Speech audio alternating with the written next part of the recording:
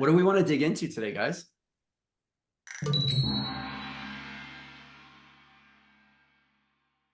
Bravery. Oh, yeah. Yeah. And bravery takes risk, and risk takes vulnerability. Yeah, I get that. I tell my Yeah. kids all the time, I'm like, you can't be brave if you're not scared. So as Yeah. soon as you're scared, perfect. That's an opportunity to be brave. Let's do Yeah. it, you know? Yeah, people often think about bravery. They tend to think of the Hollywood action hero, right, with the square jaw and the big bulging muscles. But I can pretty much probably speak for Tom here too, where we've witnessed circumstances where the most unlikely person has risen to the level of hero. Yeah. And you cannot judge this book by the cover because circumstances will dictate when that person emerges. They could be the biggest wallflower, the most gentle soul in the world, but then all of a sudden certain things line up and there they are. They rise to that occasion and they're terrified, but they do it anyway. Yeah. Yeah, I'm sure you guys have seen a lot of that. I'm sure that's been like a standard thing for you guys to see different acts of bravery in all sorts of situations. I mean, I've seen it in my lifetime, but I'm not in the same situation as you guys have been. One of the most interesting things that happened in that regard, there was an earthquake in California in 1989 called the Loma Prieta earthquake, and it was a beast. It collapsed part of the Bay Bridge in San Francisco. A number of people passed away in that one. The devastation and damage was unbelievable. And it happened during a World Series game where the Oakland Athletics were playing the San Francisco Giants. So it was a Bay Area World Series. Yeah. And in the Marina District, which is the wealthiest district that San Francisco has, that whole area was landfill. And so when the earthquake hit, it liquefied the ground and everything started to collapse. These multi-million-dollar homes that look out over the bay and the marina down there. And what shocked me a little bit at that time, but it made sense later, they didn't have enough firefighters to run these 2.5-inch charged lines. And it takes two people to keep that line from, water Flying all sniping over, around, yeah. right? Who rose to the challenge? Full on hardcore gang members rushed in and took up the second and third position on the hose. Yeah. This told me right there that circumstances, we eliminate all division and we come together in this beautiful unity of humanity. Like that's actually the core of our essence. And I love seeing that come in times of tragedy where people truly do come together and remember what's important. And I think about this little community, it's like a little microcosm of that, right? You're building something that allows dads who are kind of going, how am I going to raise a kid in this world to Yeah. have a place to learn a few things, come together in unity, move forward as a community. If we're going to get through all the challenges of the world, and Tom, I don't know how you feel about it, but I think the only way forward is through love, connection, and unity. Yeah. Yeah. Yeah. Parenting is not a task to be done, it's a relationship. Well said. Well said. Yeah. Yeah. Yeah, I like that. Put that on a t-shirt. Put that on a t-shirt. We're gonna have all sorts of shirts. Eh? It's gonna be great. I gotta make an online shirt store now. Yeah. I heard this. I say this all the time. This is not. It's parenthood is not a challenge.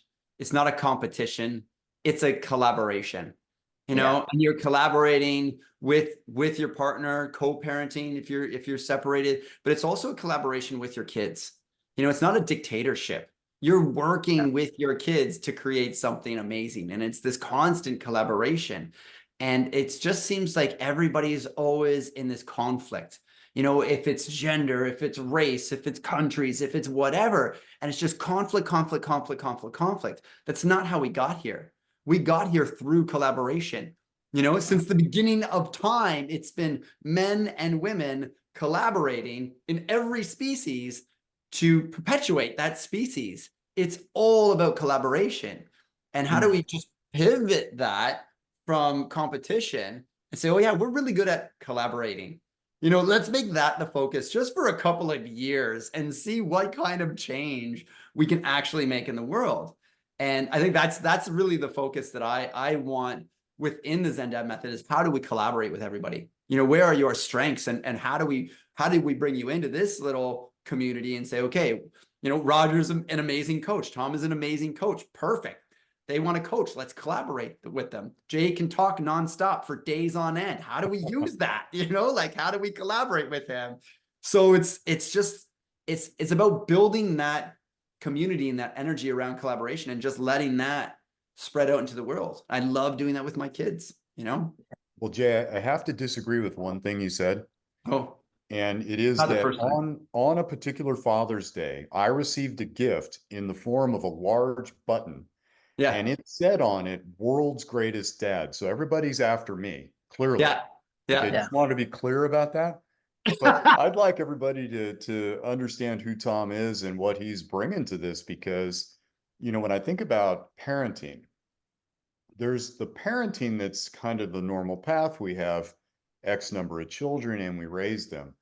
And then there's a whole nother level to parenting that I think it takes such an amazing amount of resilience and such a big heart to also foster children.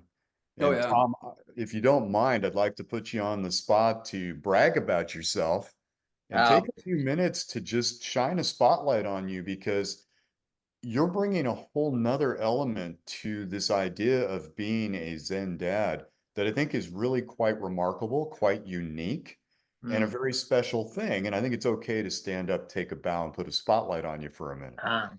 Well, thank you. Thank you. I would have to say that it wasn't my idea. This was my wife's idea. And it's been my wife's calling. But it has been such a great ride. And people say, wow, those kids that you fostered, they must have really, really benefited. And it has always been just the opposite. We have grown and learned so much from the love that we received from these kids who that's all they needed was a parent's love. Yeah. And so, but the story behind it was when my wife first mentioned it, it was the scariest day of my life. And not because of the foster kids, because the conversation started out like this. She says, Tom, for the past 10 years, I've been thinking about something.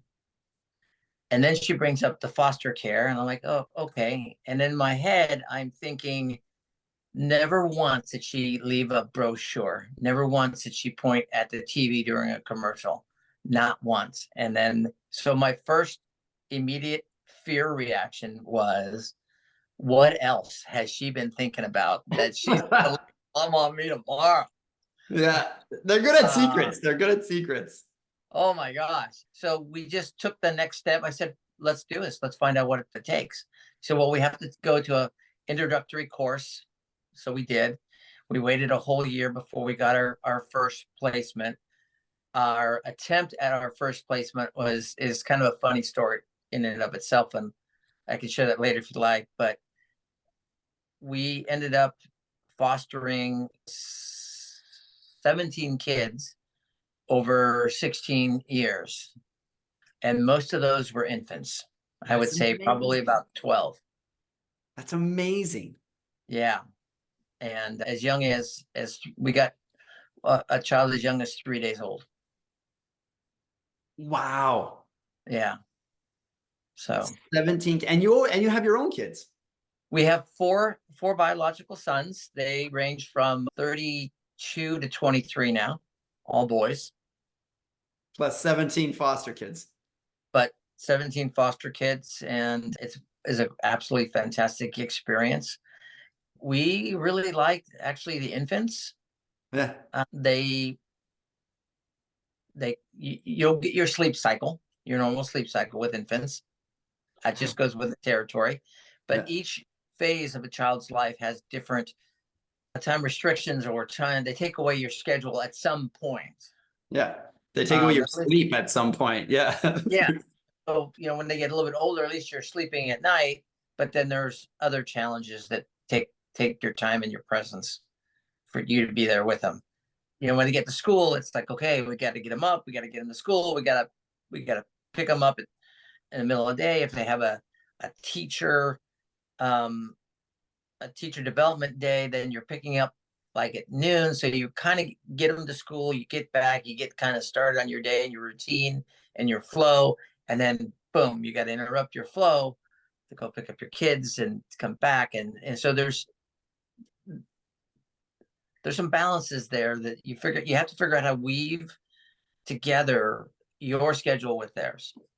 So like, was it a certain amount of kids that you're like, after like 6 foster kids, you're like, I got this? Or was it just always like, was it always a challenge? They were all each, you know, like each of us, like we're all different. We're all And different. right. And each child is different and unique. And each of them had some of their own unique challenges where their parents were not in a place where they could care for their own children at that time. And that's all we did is we stepped in and you know, cared for the children and just sort of carried them through to the next phase. Yeah. Yeah. I want to ask you something about these kids because I know that when you get children in those circumstances, often there are some really significant issues that that child has faced in utero Yeah. and immediately after the birth, which led to them being removed from the parent and placed into the foster system. So this often, and correct me if I'm wrong, but this often is not just a newborn that came from a really healthy environment and a really healthy mom. Can you comment a little bit on that? Yeah. A lot of the kids their moms were using drugs while they were pregnant.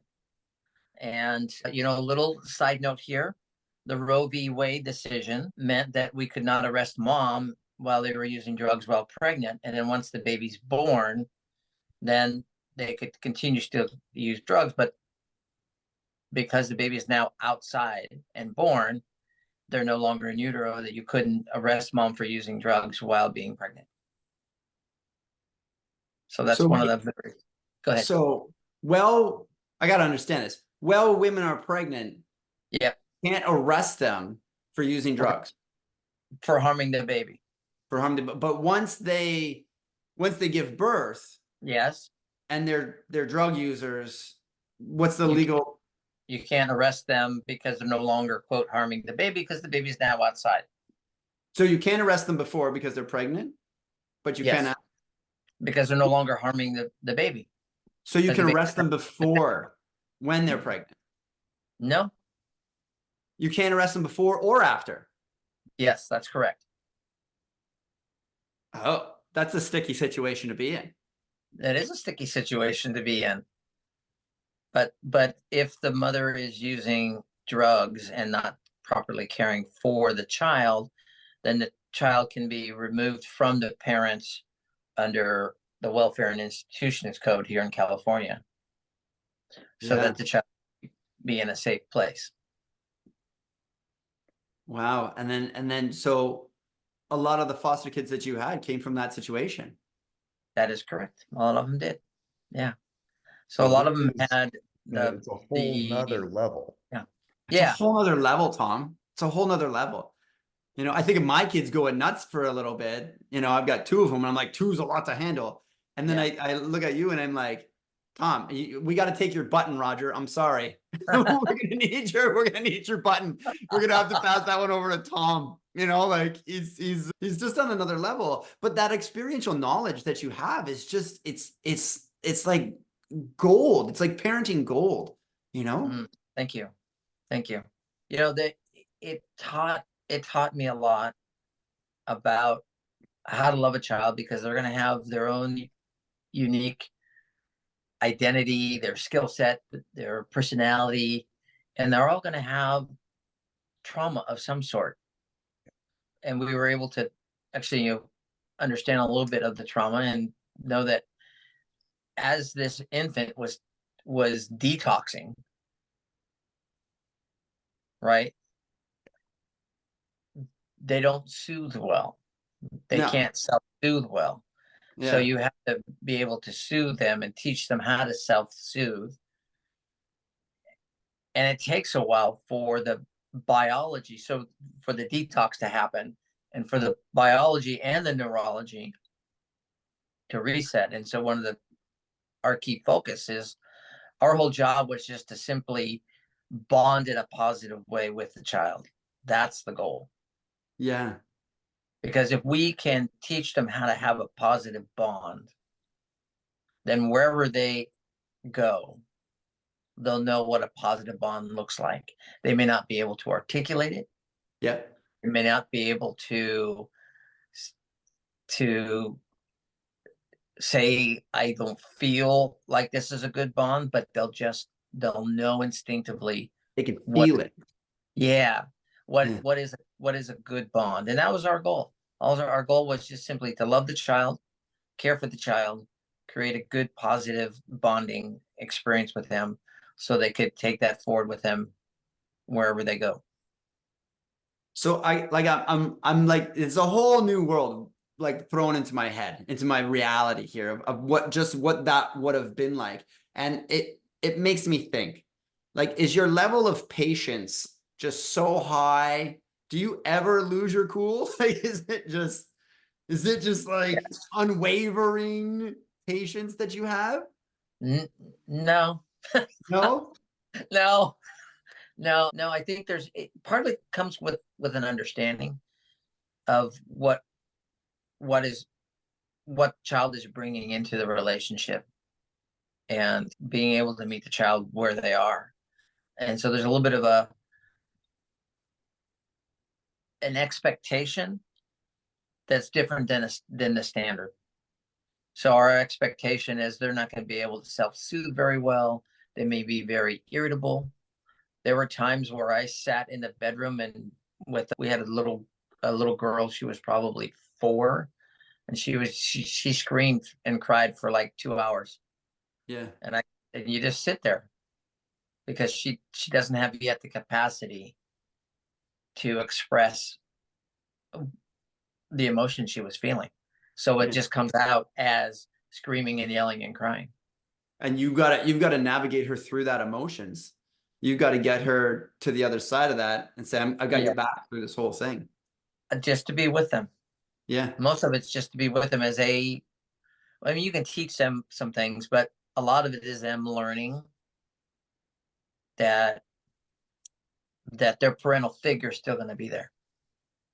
That's the kind of patience I'm talking about, Tom. Yeah. That's that next level of, wow. Yeah. We had one child, very young, I would say less than a year, who didn't cry. That's not good. Yeah. No, because because crying is when you hear a baby cry, you know it, and you want to do anything to get that to stop. And when an infant learns that their crying That's nothing. doesn't bring anything, they stop crying. Oh yeah. That's the only way Yeah. they can communicate. Because that's where they're communicating, and by design, the cry of a baby and an infant is very distinct. It's different than an adult cry, because your emotional gut reaction is, I got to do something to get this baby to stop crying, to soothe this baby, to calm this baby, because that crying is driving me Nuts. Yeah.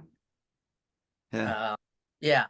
So It's, you know what? It blows my mind because 4 kids of your own, yeah. 17 kids, foster kids. Not all at once. Not all at once. No, but I mean, even once. if it's not all at once, like you didn't have like 21 kids running around you like a kennel of kids or anything, you know. Yeah. But it's like even just one after another, it's still really impressive. But during all this, also, you're a police officer. Yeah. That in itself is a stressful job. Yeah. It is. Look at the smile on your face. So like, how did you got all your hair? It's not all gray. You know, you're not like, yeah, see what happened to Rodger? It's crazy. Yeah, Tom, that actually brings up something I think a lot of listeners are probably curious about. Yeah. And that would be, how did this experience impact your other children? Because you've got this new dynamic that is constantly present for all these years. Yeah. And I remember you shared a story with me about one of your sons when he was in his teenage years and a kind of transformational moment that took Yeah. place. It might be appropriate to share here, but I think a lot of people would be wondering how in the world, because just managing 4 children is like, that's the big leagues. In fact, I need your address because somewhere around here I've got a cape I need to mail to you. But when we think about 4 kids, that's already like, that blows a lot of people's minds too, just that dynamic in and of itself. And then to add this foster care and the amount of energy and attention that took Mm. and potentially took away from the other kids, right? I'm just kind of curious how that landscape benefited your other children. So a couple things pop up. Number one, the transition from 2 kids to 3 kids, that was the big leap. Oh, Okay, 3 to 4, we paired them up. They could play with each other, that kind of stuff. And then as the foster child would come in, it was just like, okay, that's just one more. So I think the 2 to 3 was the big jump for us. It was a real like, wow, that's a big step. But we just incorporated the children into the family, and the family into the children. And so, to preface the story that I told Rodger, is we got notification that we were going to get another infant at about, he was, I think, 4 days old. And we were supposed to go to the hospital the next day to pick him up. And then later that day, we got notified that they were going to keep the infant in the ICU for another week because he needed a detox more and they needed to monitor him for one more week. And I thought, well, once the decision has been made, people who are caring are thinking, okay, this child's going somewhere, and they'll step back a little bit. And so I thought, well, we have to go visit this child in NICU and get to know him before he comes to our home. And so I told my son Jack, he was 15 and all of 15, that we were going to do it. And he was like, I don't want to go. That's stupid. That's like, no, I'm not. I'm like, you're coming. So we got a bedtime storybook, a couple of them, and we went down to the NICU, and we went and read stories, and the transformation of this grumpy, this is stupid teenager was transformed. And I have just a fantastic photo of my 15-year-old holding this infant and feeding him and looking at this infant with such love and care. And that just transformed. And that's just one, yeah, exactly. That's just one story of how my wife's calling to be a foster parent transformed our family. yeah. Yeah. That I'm tearing up just a little bit here, and Yeah. I'm holding it together, but that's touching. Like, that's Yeah. amazing. Yeah. And yeah. And, all 4 boys know how to properly care for an infant, feed an infant, change a diaper, give the baby a bath. So how old's your oldest now? 32. Do they have any kids? No one has kids yet. As soon as they do, they're just dropping them off at grandpa's house. I'm going for a week. Yeah, I know they're in good hands. Here you go. Yeah. Yeah. Yeah. But all of our kids know how to take care for a baby. All of them. I mean, from very young, and they're all very confident in being able to care for an infant. And that is like, they're ready for parenting. Yeah. Because they've had that experience, and They've got a And lot of experience. Yeah, for they sure. had lots. They had lots of experience. Yeah. Wow. So Amazing. It just yeah. blows my mind, Tom. Blows my Mm. mind.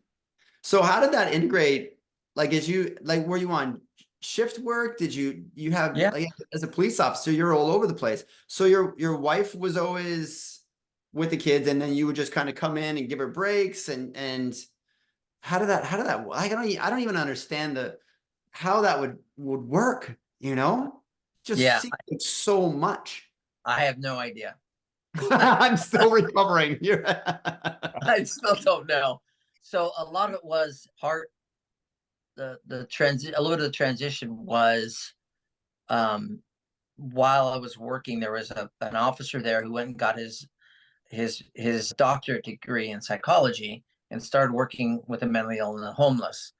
And his name is Joel Fay, and he's phenomenal. He started a retreat for officers and first responders who suffer from PTSD. Hmm. And so he went to the chief back then and said, "Hey, I'm going to retire in 5 years. We probably should find someone to replace me." So the chief paid for me to go get my degree in psychology. Oh, fantastic. So you also Yeah. have a degree in psychology, of Yeah. course, in your spare time. Just squeeze it in somewhere. Just squeeze it in somewhere. Oh And my it God. was interesting though, is I wrote about I, the assignments. I wrote about what I knew, which was police work. And there was an assignment about doing psychological research, and you have to get informed consent for people to participate. Mm-hmm. And it says, well, we're going to ask you some questions. If you don't want to answer any questions, then feel free not to answer them. Some of the questions we ask may make you feel a little uncomfortable. And I thought, well, that sounds like a Miranda warning to me. So that's what I wrote. I go, here's a Miranda warning, and here's your psychological research. And my professor just absolutely loved that paper. Yeah, I bet. Yeah. Yeah. So, Wow. What a story, man. What an amazing journey you've been on. yeah. Yeah. It's funny. I never set out to be a cop ever. I No. just got backed into it. So, and I love this job. I love this profession. It's really hard, but it's really rewarding. Yeah. And there are a lot of things you have to do to make sure that you are taking care of yourself and being intentional about that. And the foster care was actually part of that, taking care of me by giving back to society in a very specific way. And it doesn't have to be fostering, but it has to be something that is outside law enforcement to do, to give, to grow. Those are the things that are important. Yeah. I love that, Tom. And I want to take a pause here just to really endorse something that a lot of people are probably thinking is an anomaly. So a lot of you listening right now are probably thinking, this guy's a cop? Impossible. Like, I wish all cops were like this guy. Yeah. And I'm here to tell you that the vast majority of police officers are exactly like Tom. Yeah. I have trained now tens of thousands across the entire country and into Canada. And the heart of law enforcement is what's being represented here today through Tom Sabido. This is the norm. They go out of their way to help other people. Unfortunately, our media will focus on that occasional anomaly out there that is not a good person and is not in service and is abusing their power. And then everybody thinks that they paint this broad brush across law enforcement, that that's what law enforcement is. It's not true. I'm telling you that while you may be thinking this guy is unbelievable, an anomaly, I'll go with the unbelievable part, but he's not an anomaly Yeah. because he is the heart of service. I just want to make sure I put that little plug in there to kind of break apart this myth that police officers are these hardened, brutal people. Tom really actually represents what I think typifies the heart of law enforcement. Yeah. It's crazy because I'm not a cop at all. But I remember when I was a teenager, I hated cops because they always stop me from having fun. Really, that's what it was. Like, why are you stopping my fun? You know, you come crash my parties. These guys are always wrecking my fun. And it just, I had that feeling against police officers. And then I got a little older. I got into my 20s and I started making friends with police officers, guys that were, you know, guys that were in uniform. And I started to be like, oh, this guy's awesome. You know, oh, this guy's, his heart's in the right place here. Oh, they're stopping the hoodlums. Oh, they're stopping the hoodlums. I was a hoodlum. Of course, I was the problem. They're doing their job. And then there was a big shift for me for how I viewed police officers, and they're doing their job. I get it. I got pulled over for a speeding ticket. I thanked him. Like, oh, thanks. You're doing a great job. The guy just looked at me. The guy just looking at me, shaking his head. It's like, no one's ever thanked me before for giving him a ticket. I'm like, you know what? You got to keep these streets safe. I've got kids. Thank you so much. You're doing a great job. Have a good day. And I think he just stood there like dumbfounded because he just didn't get it, you know? That's just kind of, that's the way I am. But it's, to me, I know police officers, I know ambulance drivers, I know firefighters, they want to serve, they want to help. That's why they get into it. That's what happened, you know, and it just kind of like, oh yeah, well, I want to be a good person. There's this career that I can be a good person in. Like, how do I help as many people as I can? Let's do it for a living. And that's the heart and soul of it all. And I think that's, it doesn't come across like that all the time, because you can get mad at police really easy for giving you a ticket, for being a hoodlum, for whatever, stopping you from having the fun. But that's their job. They're keeping other people safe from you sometimes. But nobody likes to be told what to do. But we need that in society. We need somebody kind of watching out and going, hey, hold on. You're doing 120 in a 50 zone. Slow the fuck down. We need something to stop that, because I want my kids to be safe. I want my family to be safe, my mom and stuff like that. And who are you going to call? You're going to call the police, right? So thank you both of you, and all the other first responders out there for doing such a great job. I appreciate it. Yeah. Look how humble you guys are. I love you guys so much. I freaking love you. Oh, you're smiling and everything. You guys are great. You guys are great. Tom, I want to know. Yeah. Here you are with your 4 kids and they're getting older. You're still taking infants in. Yeah. What was like, how did you find yourself when you felt like you were maybe getting overwhelmed a little bit? Because there had to be these moments of just, holy moly. How did you navigate the overwhelm? Because every parent can feel overwhelmed no matter what, even if you just have one child. So when you amplify it like that, what were some of the resources you used when you were starting to feel yourself get pulled into that overwhelm? Well, a big part is certainly my faith, and pulling on my faith and understanding purpose. Like, what are we here for? And really seeing that the foster care was a calling. It wasn't a job. It wasn't a task. It was a calling. And I think that always helped. Support around you, I think, is important, whether that's with your partner or with other parents. Realizing you can actually take a break from your kids, and they probably need it more than you do. And that took a long time. That took 19 years of marriage before we went away for a weekend. Wow. So and that part's important. And so the focus on the spouse, super important. The date nights, the guys' nights, and also the ladies' nights. Let your spouse go, or letting isn't really the right term, but just realize the importance of men need to sit with other men and just kind of sit and talk and whatever. And women need to do the same thing. And maybe they're bitching about us, right? No, Tom, they would never But do that. hey, but they're not bitching to us about me. Right? All right. Go. Go, please. Let someone else hear it.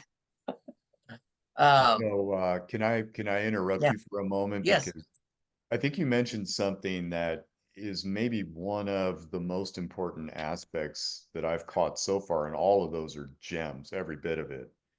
But it's this idea of faith. Yeah. And for those folks who might be listening who don't necessarily have a deep faith, or maybe they're even agnostic or atheist, I met a rabbi.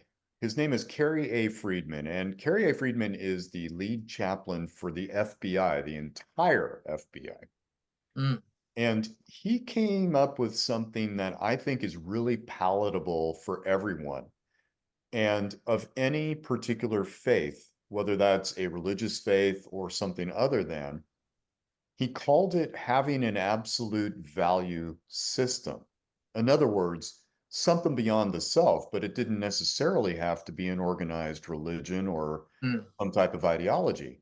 As an example, you might be a police officer who absolutely does not believe in anything except this physical existence. And when it ends, it ends. It's like turning off the TV, the thing goes blank, and that's the end of that. True atheism. But that person believes so deeply in the tenets of the United States Constitution that they show up as a police officer because they believe in that document, right? That becomes their absolute value system. I think this is very important because so often when I experience a person who's in a stage of overwhelm as a coach, the overwhelm has come almost 100% of the time because they have taken everything on and they do not have a support network or something that is outside of the self that they can default to and gain support from. And I think that's a super key piece that you mentioned right there. And you mentioned it in a number of formats of it all coming together, right? Whether that's relying on your teenage sons to change a diaper Yep. or to meet with the guys and just vent, Yeah. or allowing that beautiful relationship with your spouse to be nurtured both ways. Like, honey, I need you today. I need you badly today. And honey, Yeah. I'm there for you today because you need me badly. Like, these are beautiful support systems that often get overlooked when the overwhelm comes because we haven't nurtured those sides of ourselves to be able to be supported when we need it. A lot of people think we really wear that cape. The last time I checked, we're all still human and all vulnerable. So good on you for bringing up that point because I think it's one of the key things. Yeah. And really on a very personal level, that's something that I really have to be intentional about. When I was about 7, my mom and my biological father separated and divorced, and my father walked away.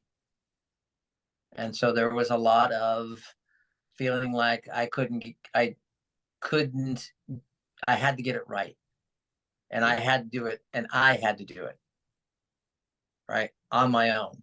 I had to do it because there was no one there to support me. And so that piece still is present in the process. And so I even though I state all those things and I do all those things, I have to be very intentional about that because the need to get it right was something that was very helpful to me. I just have to make sure that it did serve me very well. I just need to make sure that it's serving me and that I'm not serving it. Yeah. And it's amazing when we look back on those really hard times when something happens and we can go both ways with it. A situation like that could crush us, or we can look at it and say, okay, this is going to be my fuel going forward. Because I remember I was 6 when my father and my mother separated, and I never had a good relationship with my father. I look at it now and I'm like, I know all the things not to do, you know, and it fuels me. It constantly fuels me. I'm going to be a good dad. I'm going to be an intentional father. I'm going to be present with my kids. I'm going to spend time with them now when they're children. Yeah. And there's part of that I'm like, I'm grateful for that situation. I don't think it had to be that way, Right. but it was that way. So let me use that as Yeah. the fuel and change that energy so that it's beneficial for me. Yeah. Oh yeah. Jay, I want to put you on the spot for a minute. If Oh you yeah, I don't love it, mind. buddy. I love it. So this also works two ways with your kids. This is something we forget. And I would have really appreciated if you'd share the story you shared with me about your little guy comforting you. Oh yeah, this was last night. I've got a lot going on. The last month has been extremely hard, extremely hard, more than I normally feel that I could handle. And I've been using all my tools. I've been using, like I've been meditating almost every day. I've been breath work, exercises, cold showers, like every tool that I can think of, I've been pulling out. Just to manage my life. And it's been pretty good. And I've been getting up. I got up at like 5:15 this morning, and my days have just been super long, and I got a lot going on. And last night it was bedtime, and I was cranky, as my oldest son would say to me. And it was all day. I had them both all day. My oldest son, he was like, "Dad, do I gotta go to school today?" And I every Wednesday I take off with my 5-year-old. We have a Mo and Dad day, and we do the groceries, and we run around, and we do all sorts of stuff, and we have fun. We play games. And I haven't seen a lot of my older son lately. And I'm saying, "Yeah, you want to join us today? I'm going to call you in for school, and we'll all hang out today." And it was a long day. It was a long day. We did a lot of stuff. And at the end of the day, I'm tired. I was just tired. Guys, it's time for bed. Let's brush our teeth. Let's get our pajamas on. Let's do the things. Let's go through the whole bedtime routine. And I was just like, I wasn't having fun with it. And they're not used to it. And my oldest son goes, "Dad, you're cranky." And I said, "You know what? I'm not cranky. I'm sad. I'm sad. That's what it is. I'm sad, and I'm having a hard time pivoting to having fun right now." In the last month, I've had 3 people, 2 of them family, pass away. And I'm just dealing with grief. And I'm dealing with all sorts of things. I've got a eulogy to write today. I've got lots of things happening. And it's just so much sometimes. And you need that support. You don't see it coming. And when it comes sometimes so hard on you. And you can't always be that, happy-go-lucky parent that your kids want you to be. And so I said, I'm not cranky. I'm just sad. I'm just sad, and I'm tired, and I need you guys to get your stuff, lay down, and let's go to bed. And so we grabbed the book, and we're laying down, and it took him a minute or two, and he's like, oh, Dad's sad. And then he doesn't normally do this, but he snuggled right in on my shoulder to read a book in bed. And he got in, and he just like hugged me, and he just like kind of comforted me.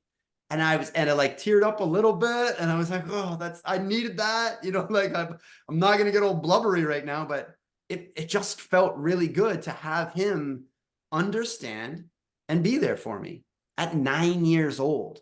He didn't lose his mind or anything. He just understand. Oh, Dad's sad. Oh, I get it. Okay. This is what he needs. And it was just like, I'm tearing up right now thinking about it, but it was just so nice to have that support from my son when I needed it. He's a great kid. He's an unbelievable kid. Yeah. Now, here's the thing I don't want people to lose. Because you have cultivated this relationship, you could tell him the truth about what was going on. Yeah. And he's only 9. Yeah. We often don't give our kids enough credit for understanding. And at 9 years old, he's like, oh, I get it. And here's what I can do for Dad. Like, that typifies this entire philosophy of Zen Dad to me. Right. Because it is a two-way nurtured street of love. And what kind of man is that boy gonna become? Oh, I yeah. guarantee you he will be a superior man because of this kind of connection. And I want people to really not miss the point here, because as you have cultivated this amazing relationship and you have a hard day, Your son at 9 is there for you. Yeah. Yeah. It's amazing. His presence and awareness and ability to adapt, it shocks me constantly. And it just goes to show that, like, these kids are super intelligent. We don't give them enough credit. But this morning, I was like, I got a lot to do today. I was like back to back as soon as they went to school, and like all day. And I got them, the breakfast is ready and everything. And I'm okay, guys, this is what's got to happen. You guys have to brush your teeth, get your day clothes on, eat your breakfast, and my oldest has to pack a lunch. My little guy doesn't. I said, you got to pack a lunch. I said, okay, I'm going to go take a shower and get ready. I went in, took a shower, 15, 20 minutes. I came out. They're both dressed. Their breakfasts are done. Wow. So my 9-year-old has his lunch packed and Yeah. they're ready for school. You know what I mean? Like, in what world does that happen? Other parents look at me and they're like, yeah, it's crazy what you do. And I'm like, but it's so much easier to put that work in ahead of time because Yeah. you know what I mean? Like they can take care of themselves. They're smart enough. My 5-year-old just beat me at Monopoly. He crushed me. He's 5. Star Wars Monopoly. We had it out. There was 4 of us playing. He bankrupted 2 of us. And then he's like, I'm like, okay, you're obviously going to win. I quit. And he goes, no, Dad, you're going to play till the end because you always make me play till the end. And I'm like, all right, you got to finish. All right, let's play. And he bankrupted me, took all my money at properties at 5. And I told this story the other day to a friend, and he's like, it's not even impressive that he won, but just that he could sit long enough for a game of Monopoly. Because the guy's 5-year-old, he's like 10 minutes done, whatever it is. Like that's the attention span. My son at 5, it was a good hour and a half, and he just schooled us. He schooled us in Monopoly. I'm like, I don't know what's happening, man. I just don't know what's happening. It blew me away. It blew me away. But I think that's what intentional parenting is. Showing your kids, being honest with your kids, being vulnerable with your kids so that they get the understandings, so that they learn to think for themselves. I'm not teaching them what to think. I'm teaching them how to think. And it's a huge difference, right? Because if I'm just telling them, they're always going to rely on me to how to think or what to do. And I don't want that. I want them to be like, oh, I can do that. I didn't tell my son I needed a hug. He's like, oh, I get it. And he gave me a hug because he has the process. He has the ability to think. And that's really the focus for me as a father, is preparing them for the world.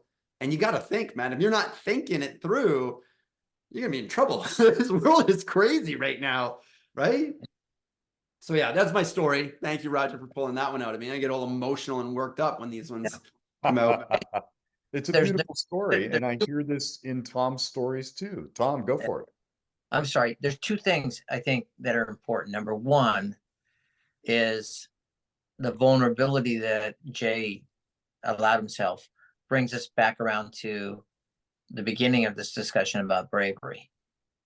And then the second thing, which I think is even more important, is your vulnerability allowed your son to step up. Yeah. Yeah. Right. And what did that do for him? Oh, yeah. Right. He feels empowered that he's learning there's more to him than what he thought 3 minutes prior. Yeah.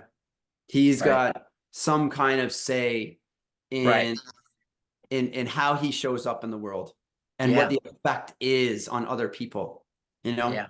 Yeah. And in himself. Yeah. Big lesson that I'm not planning for, that wasn't set up. It's just, that's life. And that's how it comes at you sometimes. And as a dad, you have to let your kids in. Which is a hard thing to do. Right. Because you want to be, well, I'm the big, strong dad and I can handle everything and watch out. And, you know, and for you to just to be that vulnerable in that moment, just a little bit, gave him a good model, and it gave him an opportunity to grow. That would not have happened if you said, you know, I'm just having a long week, right? Yeah. There's nothing there. But you talked about, he said cranky. And so he described an emotion, and you were able to take and define and give more breadth and depth to his emotional bank. Yeah. Now when he sees now when he sees cranky, now he can now look at the experience, what you described, and go, okay, maybe it's not cranky, maybe they're sad. And if someone is sad, then this is the way I should respond. Yeah, because it's Yeah. going to have a benefit. It's going to have a positive response to it, instead of making fun of them or making them more cranky. You don't want to stoke the fire on somebody's crankiness, No. How can I help you? How can I soothe you? How can I be there for you? And showing that, what I really like about it too is his brother was right there. His 5-year-old brother saw how that all went down. So he's also absorbing that. He's like, oh, okay. And he was paying attention to it all, which was awesome, because he got to witness that. So it's just this constant learning process. And the better we can support our kids to do that. And I always show up as authentic as I can for my kids. And I allow them to have their emotions. I never say that any of their emotions are wrong. It's not a bad thing to have emotions, because I think as a society, we're just numbing ourselves from everything. You're not allowed to be happy. You're not allowed to be angry. You're not allowed to be sad. You're not allowed to be any of these emotions. And as a man, you've always got to be like in control of your emotions, and you can't ever show them. I get sad. Sometimes I get wild. Sometimes I'm super happy, and I want to show that joy. I want to show that sadness, so that my kids know that it's okay to have emotions. You don't just have to be a numb robot. It's okay to be upset sometimes. Okay, you're upset. Perfect. What do you want to do about it? I said it to my kids the other day. Oh, you're obviously very pissed off right now. He's just super angry. I'm like, there's a couple of things you can do. Here's some options. Do you want to go hit the heavy bag? He's got boxing gloves. He's been to Muay Thai. He knows how to hit. Get some anger out. Do you want to wrestle? I'll wrestle with you. You want to do that? You got to go sit and just have some time. Like, these are the things you can do. What's working for you? It's like, give me the gloves, Dad. And he went downstairs and hit the heavy bag for 15 minutes. Perfect. There you go, man. There you go. How do you feel now? He's like, yeah, I feel good. All right, perfect. What do you want to do now? And he's like, I need a snack. Let's get a snack, buddy. And it's just showing them like the way through. Yeah. Here's your emotions. Feel it. What do you need to do with it? Let's work the process. Okay, you good now? How do you feel now? And I give them options like, you need to take a cold shower. You want to go run out in the snow. It's going to change your state of mind. Yeah. And they have the options. I'm not making them do anything. Here's your option. These are the things I know that work for me. Why don't you try some of them? Because that's the best way to do it. I can't tell them what to do. I'm so done with just telling my kids what to do. It doesn't help them at all. Yeah. You guys are fantastic. You guys are great. I'm so glad I know you guys. Oh my God. This is wild. Powerful stuff. Yeah, it's powerful stuff. And every bit of these pieces of information can just be applied. It can be applied. So take what you've learned here and apply it, play with it, tweak it, adjust it to your own style. Like, that's the thing, right? The foundation is the foundation, but make it your own and get creative with these kind of things. That's what I love about your entire program, Jay, because it gives people a lot of ideas about how they can experiment to try to smooth this run through parenting a little bit out. And especially for the folks who find themselves in a single parenting situation where you've got a lot going on now. You don't necessarily have that immediate support. All that becomes something that you can play with, get creative with, and involve your children with. There's always this separation, like, I'm the parent. No, you're a family. And that's the whole point. There's genius all around here. Let's go play. Yeah, 100%. I agree with you. So I got a question for both of you. Okay. You guys both have police backgrounds. I mean, you've worked with countless people, foster kids. Rodger, you've got kids of your own. Your kids have kids. And now you're coming into dad coaching. What are your goals, your aspirations with coaching with the Zen Dad? I'll give you a nice Reader's Digest version of that. My goal is for you to discover your parenting potential. So in the world of coaching, I already see everyone that I have on the screen or is in front of me, they are whole and complete. Yeah. And all I'm doing is nudging a little here and nudging a little there to help you discover what's already innate within yourself. I'm never going to tell you what to do. I might throw a few spaghetti noodles on the wall for you to chew on.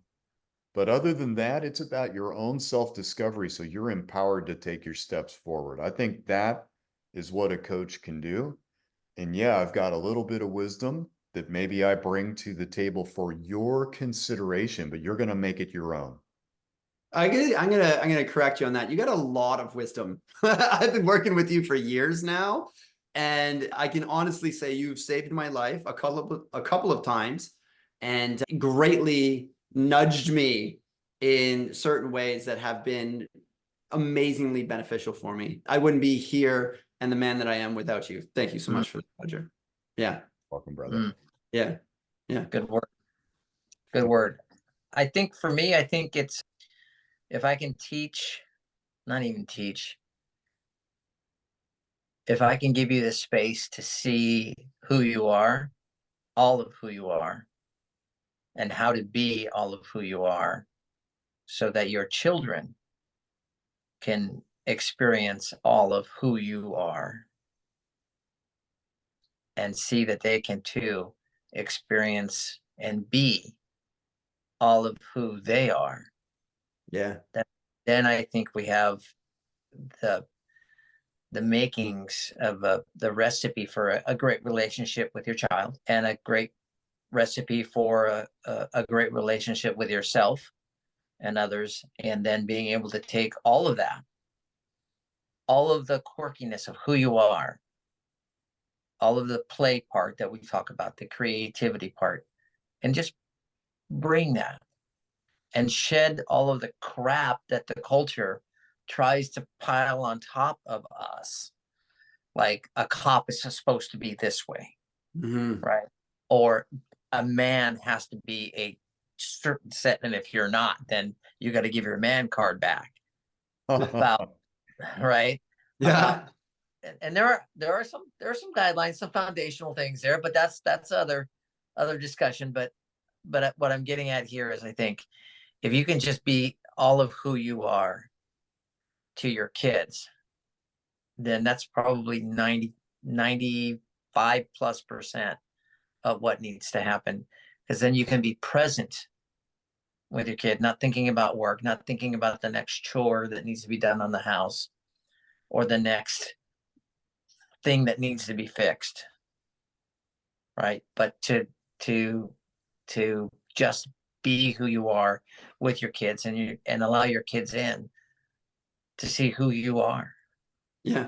It's allowing the person to really understand that they're the role model here. Doesn't matter what you say to your kids, but if you're going to show up as your full authentic self and be the best version of yourself, that's going to have an effect on your kids for them to show up that way. And that's our goal. That's our goal as parents. And I think both of you have such knowledge, such wisdom, such experiential knowledge with this. It's just amazing what you bring to the table. And I think that it's gonna have a ripple effect through the generations, what we create with the dads through the Zen Dad. Thank you guys both so much. Yeah, you're welcome. And I Yeah. would say something else is kind of like a closing thought. In the world of law enforcement, when somebody's got somebody's back, we say we've got your six, right? Because if you look at a clock, six is behind us, right? So in law enforcement, when we say we got your six, we mean it. Like that's not a euphemism we banter around lightly. Like that's the real deal. And I can tell you and I know I'm speaking on behalf of Tom here with utter confidence that if you decide to go through this program and gain some coaching with us, we've got your six. Yeah. That's amazing, guys. I love it. And you know what?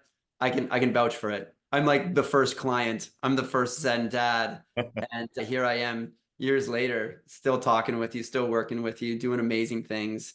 And yeah, it has been life altering in all the good ways.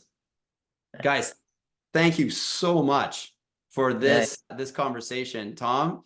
It's amazing to know more of your story and to really dig into what your life has been like. You're an inspiration. I want to go like adopt a kid and, you know, like, I don't know, get a puppy or something. I just feel like I need to care for more things. It's been amazing. And I hope you jump back on with us again, Tom, real soon. Sure. Thanks for having me. Yeah, no problem. No problem. Guys, yeah, this is great. And anybody else, jump in, send us some messages, DM us, and let's find out what the Zen Dad Method can do for you. Thanks, guys. Have a great day. Yeah. All right. Bye, everybody.